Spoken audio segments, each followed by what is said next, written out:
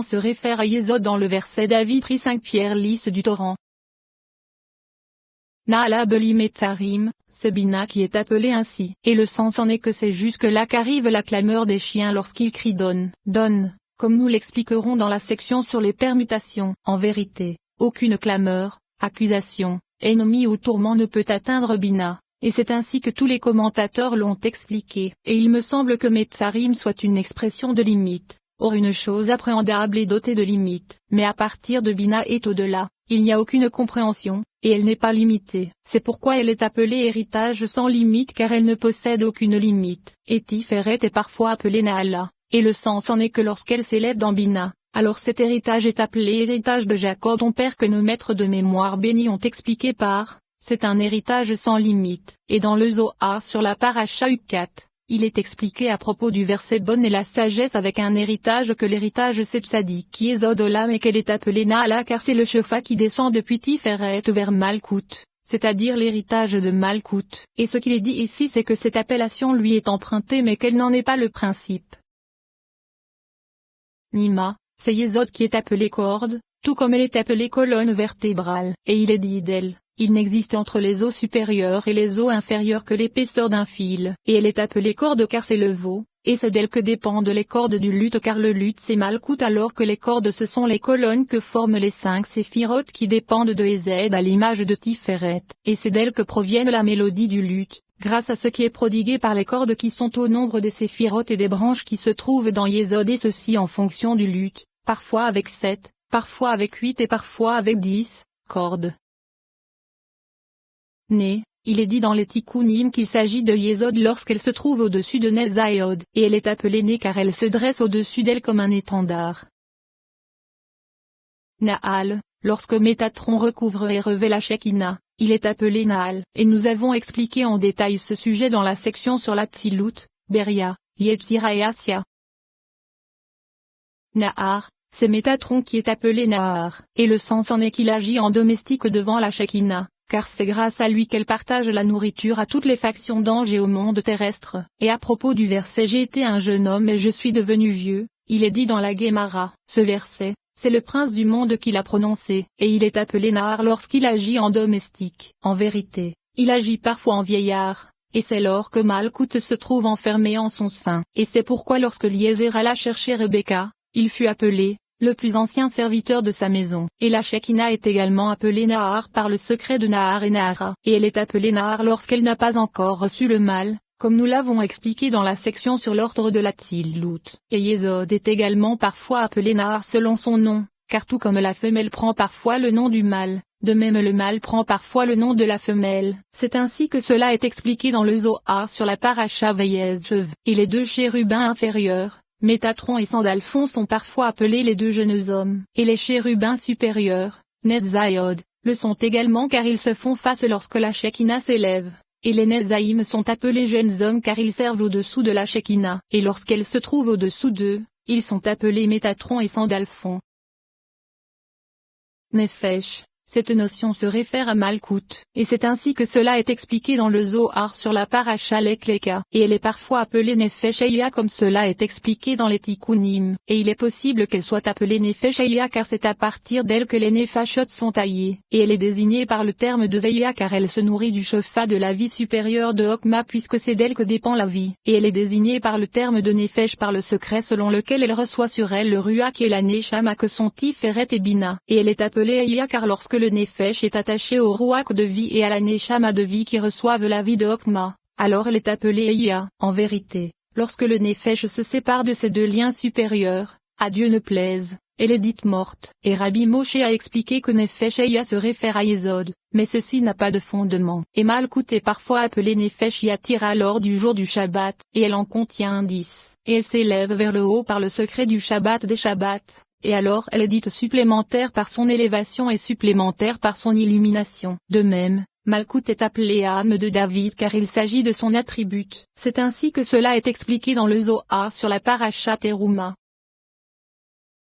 Nitzav, il est expliqué dans le Zohar sur la paracha Vayetze que c'est l'union et l'attachement des séphirotes qui s'unissent avec Tiferet à partir de Yesod et au-delà, et non pas Yesod qui est appelé Nitzav, comme dans un préposé au roi. Et il est possible que Tiferet elle-même soit appelée Nitzav pour cette même raison, comme il est dit, voici que l'Éternel, c'est-à-dire Tiferet, se tenait debout. Et c'est l'opinion du Zohar.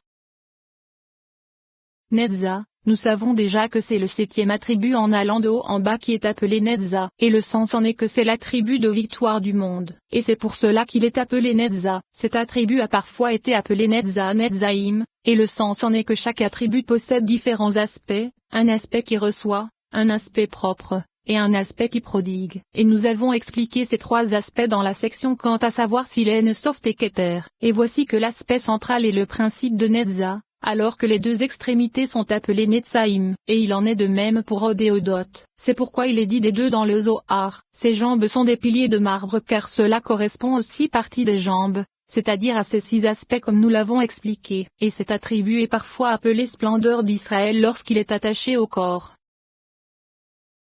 Nizanion, le Rashbi, qu'il repose en paix, a expliqué dans la paracha Bereshit que ce sont tes aides, Gebura et Tiferet au début de leur élévation dans la pensée qui sont appelés Nizanion, et le sens en est que c'est là que se situe le commencement de leur croissance, et ce sont les bourgeons qui sont le commencement de la croissance.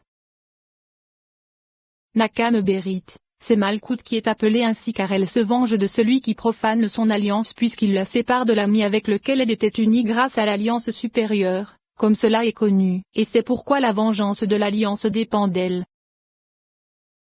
Ner Yahvé, c'est la Shekinah qui est appelée Ner car elle est une lampe qui reçoit la lumière suprême, et elle est appelée ainsi lorsqu'elle est un réceptacle prêt à recevoir la lumière suprême, et lorsqu'elle a déjà reçu la lumière et qu'elle s'est allumée, elle est appelée lampe de l'Éternel c'est-à-dire qu'elle a déjà reçu la lumière de Tiferet, et elle est appelée lampe de la mitzvah, et le tout ne fait qu'un car la mitzvah c'est Yahvé comme nous l'avons expliqué à son propos. Et à propos de la flamme de la lampe, les Tikkunim en donnent 2 explications. La première c'est qu'elle provient de Gebura qui est le feu, la seconde c'est qu'elle provient du côté de Ezed qui est la lumière, et la troisième c'est qu'elle contient 3 lumières comme l'ont expliqué les disciples de Il à propos de la bénédiction, qui crée les lumières du feu, et il s'agit des 3 patriarches, du blanc, du rouge et du vert, et il n'y a aucun doute sur le fait que les 3 lumières de la lampe se trouvent du côté de Gebura car ce sont des lumières de feu, et c'est ainsi que cela est expliqué dans les Tikkunim, et il est expliqué que la Shekinah est une lampe qui s'allume devant Tiferet du côté de Gebura. Ner Denird, il est expliqué dans le Zohar sur la paracha Ahareimot que cela se réfère à Yesod, et nous en avons expliqué le texte dans le 17e chapitre de la section sur l'essence et la gouvernance. Nissa, il y en a qui ont expliqué que cela se réfère à Tiferet, et d'autres que cela se réfère à Keter, et ce qui m'est apparu, c'est que dans les paroles de nos maîtres de mémoire bénis il est dit, il est plus haut qu'Abraham, et plus élevé qu'Isaac, et il est expliqué dans le Zohar qu'il s'agit de Bina, comme nous l'avons expliqué à propos de Yarum. Ainsi, cela se référerait à Bina car elle se trouve au-dessus de Gebura, et nous en avons détaillé l'explication à propos de Ram. Nezhika, les baisers se réfèrent à l'éveil de l'amour entre Tiferet et Malkout, et il n'y a de baisers que lors de leur union. Mais en ce qui concerne l'union de Okma et Bina, il n'y a pas de baisers. Et les baisers sont un attachement de Ruach à Ruach, comme cela a été expliqué dans la section sur l'essence et la gouvernance. Neshama Yatira, la notion de Neshama se réfère partout à Bina car c'est à partir de là que les Neshamot sont gravés, comme nous l'expliquerons dans la section sur la Neshama. Et dans le Reya Memna, il est expliqué que la Neshama Yatira c'est Keter, mais aucune explication n'en est donnée. Et nous dirons que lorsque Bina est appelée Neshama Yatira c'est qu'elle s'unit avec Okma et Keter, et du côté de Keter elle est appelée Neshama Yatira car elle est supérieure à la Neshama. Nézer, tous les commentateurs et certaines paroles du Zohar ont admis que les faces d'aigle se réfèrent à Malkout. En vérité, en de nombreux endroits des Tikkunim, il est expliqué l'inverse et que l'aigle se réfère à Tiferet, et c'est également le cas dans le Zohar sur la paracha Yitro à propos du verset « Je vous ai élevé au-dessus des ailes des aigles », où cela est indiqué à partir du verset « La voix de l'aigle se trouve dans les cieux », et c'est pourquoi il nous semble que l'aigle se réfère toujours à Malkout. En vérité, Malkout est appelée aigle lorsqu'elle se tient en haut à l'emplacement qu'elle avait avant l'accusation, et la voix de l'aigle se trouve dans les cieux signifie que bien que l'aigle se trouve en bas sur terre, son emplacement se trouve dans les cieux. Et à ce propos, il est expliqué dans les Tikkunim que c'est du côté de Tiferet que Malkout est appelé aigle. Et cela est indiqué à partir du verset, la voix de l'aigle se trouve dans les cieux. Et il est dit ailleurs qu'elle est appelée aigle du côté du trône qu'est Beria, comme nous l'avons expliqué dans la section sur la Tzilut, Beria, Yetzira et Assia. Et il est possible que cela signifie que lors du Shabbat et des fêtes qui correspondent à Yesod,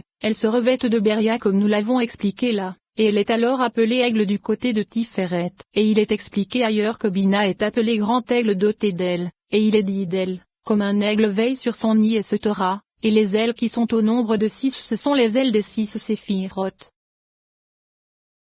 Netivot, il a déjà été expliqué dans la section sur les sentiers qu'ils sont au nombre de 32 et qu'ils se trouvent dans Zokma, et ils sont appelés sentiers prodigieux car ils sont mystérieux. Et cela provient du mot mufla, et nous avons déjà détaillé cela dans la section mentionnée ci-dessus. Et les sentiers sont une appellation pour les canaux mystérieux. Il est expliqué dans le Reya Memna que l'essence de Okma correspond au sentier le plus élevé qui les contient tous. Et il est dit de lui, un sentier que le vautour ne connaît pas, et tous les sentiers puisent en lui. C'est le premier des 32, comme nous l'avons expliqué. Voici que nous en avons terminé avec le selon ce que Dieu nous a prodigué. Et nous allons maintenant entrer dans l'explication de la lettre Samek, avec l'aide de Dieu.